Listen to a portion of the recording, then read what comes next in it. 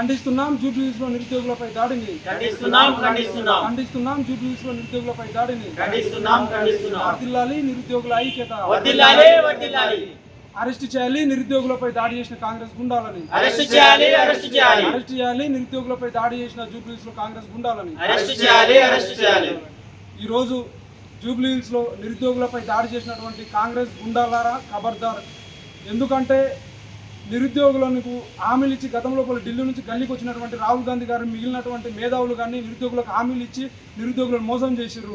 నిరుద్యోగులు మోసపోయారు కాబట్టి ఈరోజు జూబ్లీహిల్స్ ఉప ఎన్నికల్లో మీరు కూడా మోసపోవద్దు జూబ్లీహిల్స్ ప్రజలారా అని చెప్పి నిరుద్యోగులు అందరూ కూడా అక్కడ ప్రచారానికి వెళ్తే మా బండారాలు కాంగ్రెస్ చేసినటువంటి అవినీతి కానీ వాళ్ళు చేసినటువంటి మోసాలు నిరుద్యోగులకు హామీ ఇచ్చి మోసం ఏ విధంగా వేసారు హామీలన్నింటినీ అంటే మోసాలన్నీ బయటపడతాయనే ఉద్దేశంతో ఈరోజు కాంగ్రెస్కు సంబంధించినటువంటి కొంతమంది నాయకులు కాంగ్రెస్ గుండాలను పంపించి నిరుద్యోగులపై దాడి చేశారు. ఈరోజు ప్రచారానికి వెళ్ళినటువంటి నిరుద్యోగుల మీద మాత్రమే దాడి కాదు, యావత్ తెలంగాణలో ఉన్నటువంటి 35 లక్షల మంది నిరుద్యోగుల మీద దాడిగా మేము భావిస్తూ ఉన్నాం.